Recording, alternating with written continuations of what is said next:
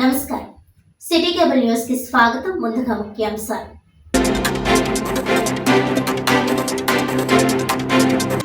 పీఠాపురం శ్రీ కుకుటేశ్వర స్వామి దేవస్థానంలో మహాశివరాత్రి ఏర్పాట్లను పరిశీలించిన జిల్లా కలెక్టర్ షాన్ మోహన్ సగిలి. భక్తుల తాకిడి ఎక్కువగా ఉండే అవకాశం ఉన్నందున అన్ని శాఖల అధికారులు సమన్వయంతో పనిచేయాలని ఆదేశం.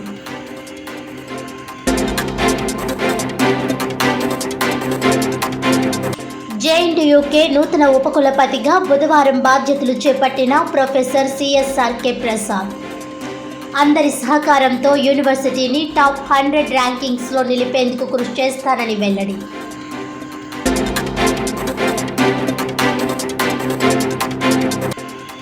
కాకినాడ కలెక్టరేట్ వద్ద సిఐటియు ఆధ్వర్యంలో పశుసంవర్ధక శాఖ సంచార వాహనాల ఉద్యోగుల ధర్నా. జిల్లాలో 14 సంచార వాహనాల్లో పనిచేస్తున్న సిబ్బందిని తక్షణమే విధుల్లోకి తీసుకోవాలని డిమాండ్.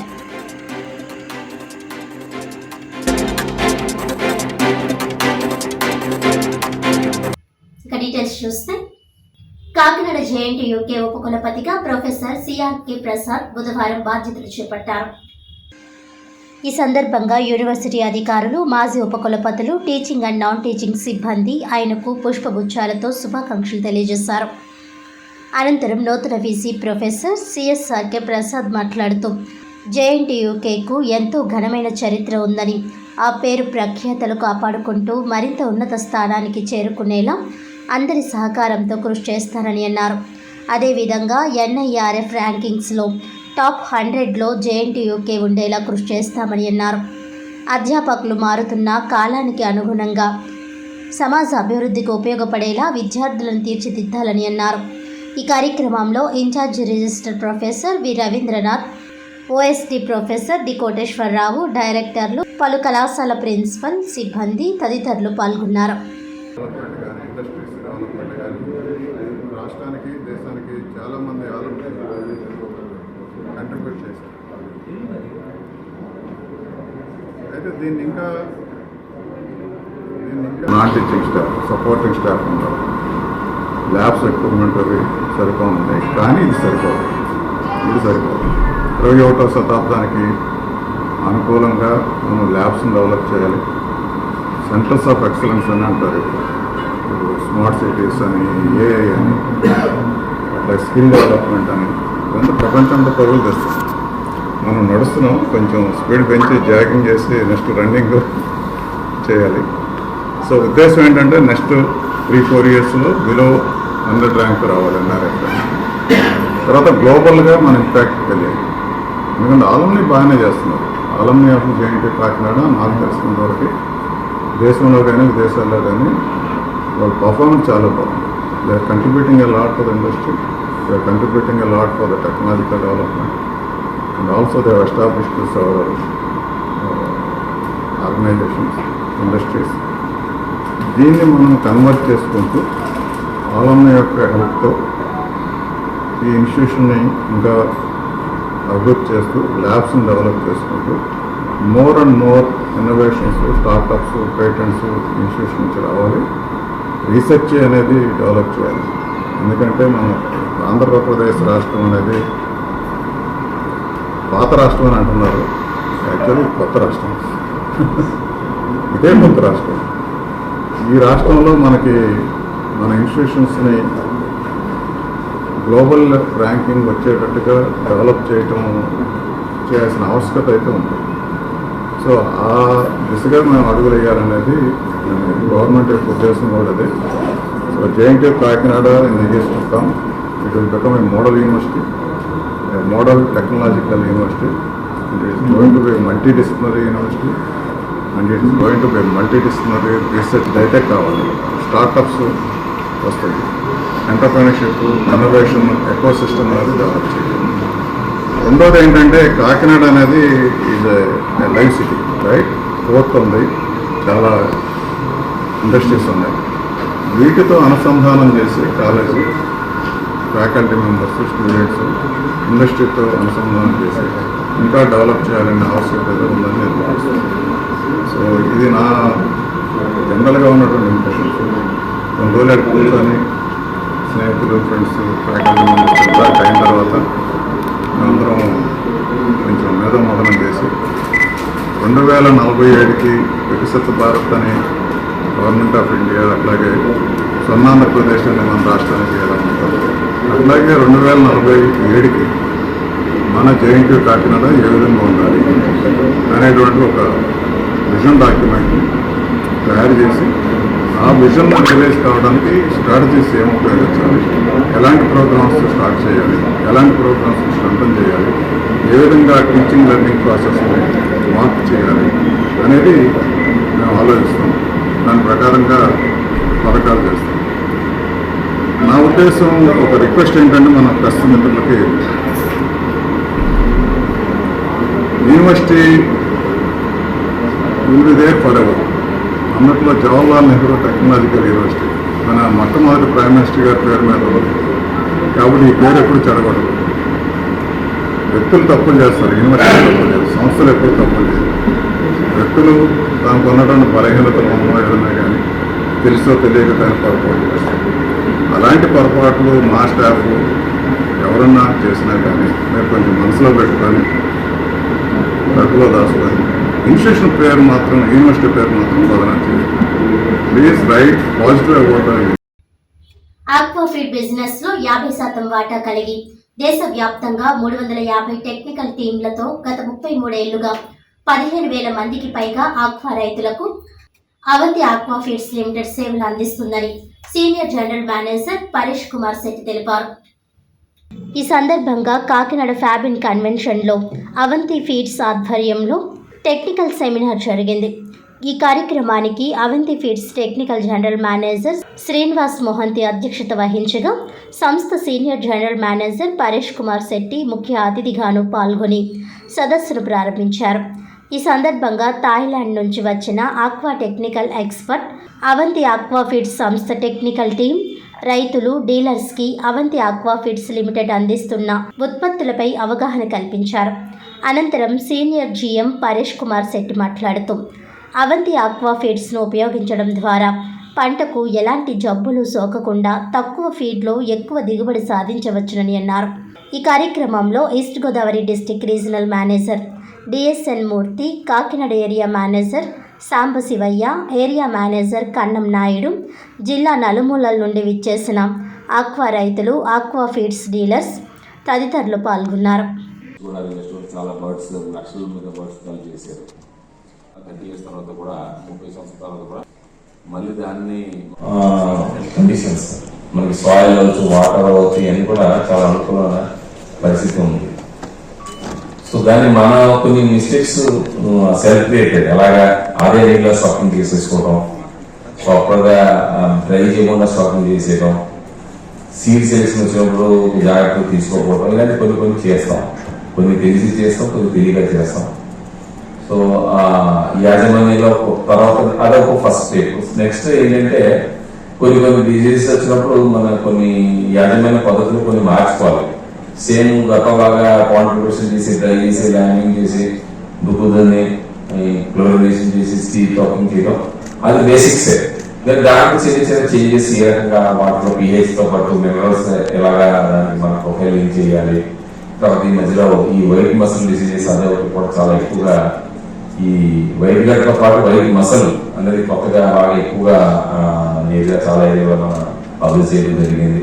ఫార్మర్స్ దానివల్ల కూడా చాలా నష్టపోతాం. సో దానికి యాజమాన్యంలో మనం ఏం మార్పులు తీసుకుంటే సక్సెస్ అవుతాం అనేది చాలా ఇంపార్టెంట్. సో ఇలాంటి టెక్నికల్ సెమినార్స్ అన్ని కూడా మీరు విని, అంటే మేము అలాంటి company, Avanti company every year, ఇప్పుడు అని కాదు, లాస్ట్ 10-15 years నుంచి మీకు తెలుసుంటుంది. మా టీము ఇక్కడ డిఎస్ఎన్ కానీ, సాంబశివ కానీ ఇలా కూడా చాలాసార్లు మీటింగ్స్ చేస్తుంటారు. చిన్న మీటింగ్స్, పెద్ద మీటింగ్స్, ఇలాంటి ఈ రోజు పెద్ద మీటింగ్, అలాంటి విలేజ్ వైజ్ కూడా స్మాల్ మీటింగ్స్ సంవత్సరం 2 సార్లు చేయడం జరుగుతుంది.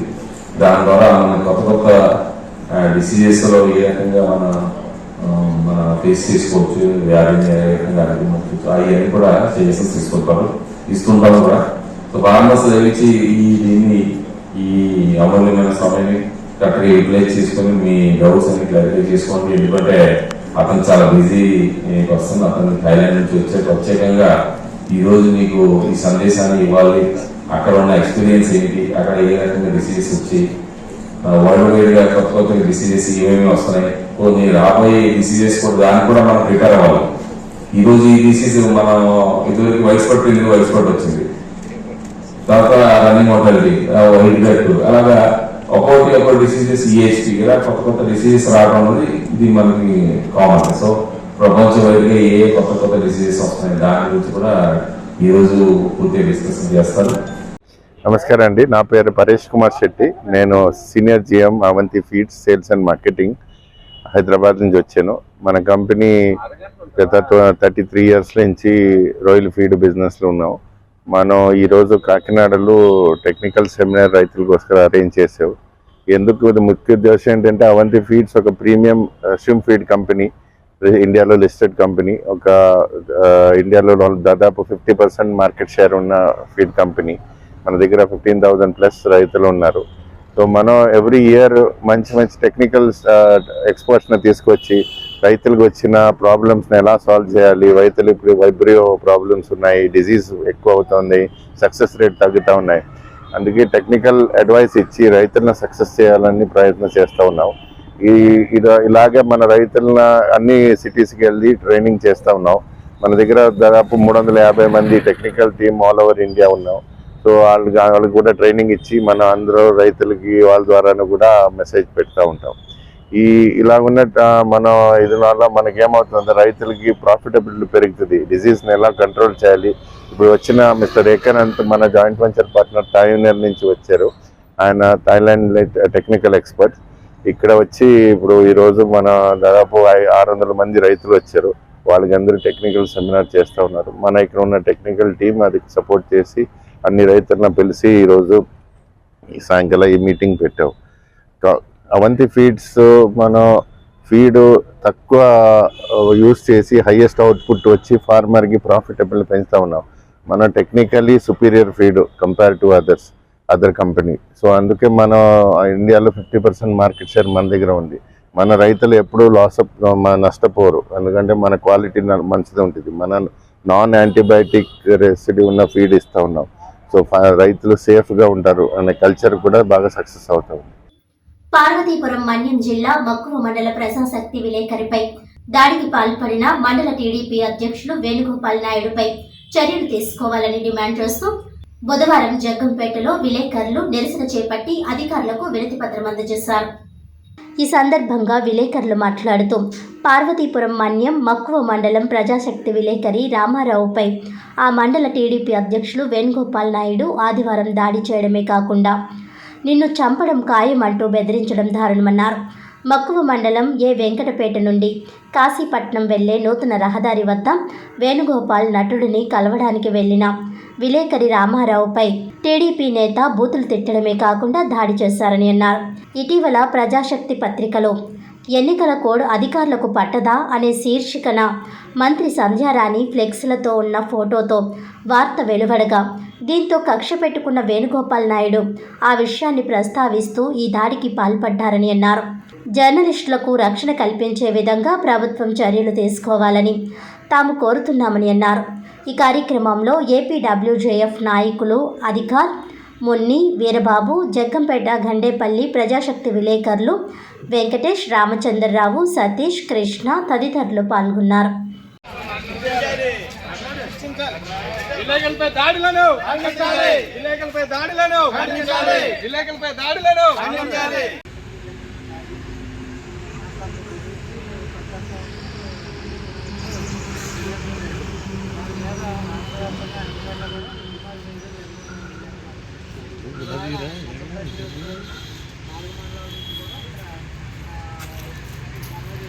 విలేకరులపై దాడులు, విలేకరులపై దాడులు, ప్రజాశక్తి విలేకరుపై బెదిరింపులు, ప్రజాశక్తి విలేకరుపై బెదిరింపులు, ప్రజాశక్తి విలేకరుపై బెదిరింపులు, విలేకరులపై దాడులు, విలేకరులపై దాడులు, విలేకరుల ఐక్యత, విలేకరుల ఐక్యత, విలేకరుల ఐక్యత, విలేకరుల ఐక్యత.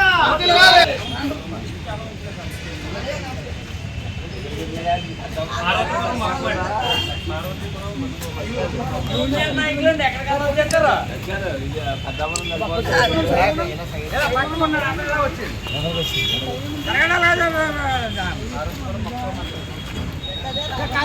ఏర్పాల్ గారు మీరు రండి, ఏర్పాల్ గారు మీరు రండి. రండి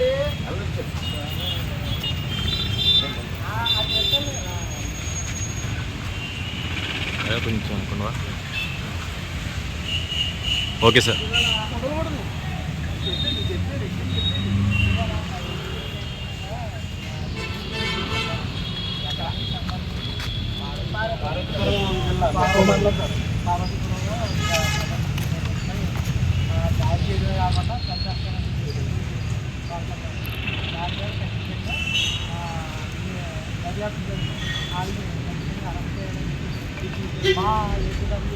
అలాగే లోకల్ మీడియా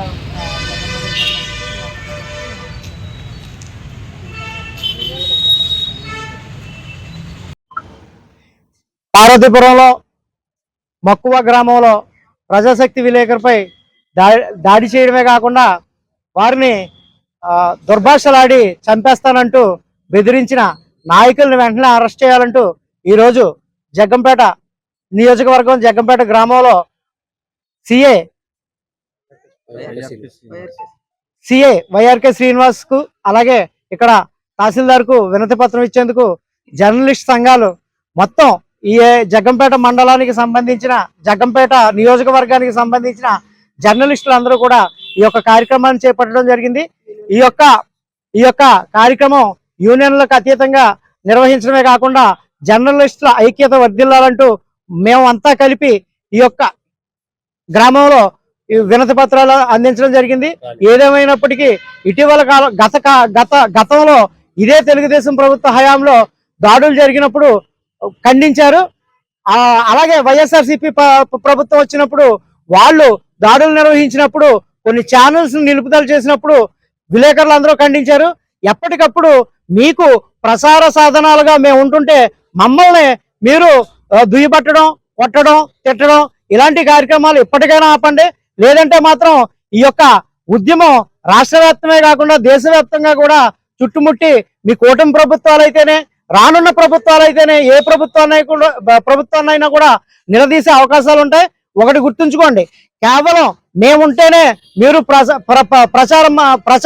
మీ ప్రచారానికి ఒత్తులుగా మేము సాధకులుగా మేము ముందుకు వెళ్తున్నాం. అటువంటి మమ్మల్ని మీరు చేసే తప్పుల్ని ఖండించినప్పుడు మా మీద దాడులు చేయడం అనేది ఎంతవరకు సమంజసమో నాయకులారా సార్ ఆలోచించండి. దీనిపై ఖచ్చితంగా రాష్ట్ర ముఖ్యమంత్రి, డిప్యూటీ సీఎం అలాగే ఎవరైతే నాయకులు ఉన్నారో వీళ్ళంతా కూడా తీవ్రంగా ఖండించి ఎవరైతే ఈ యొక్క దుర్భాషలాడి తనను చంపేస్తామని బెదిరించారో వాళ్ళని కఠినంగా శిక్షించాలని కోరుకుంటూ సెలవు తీసుకుంటున్నాం. Thank you.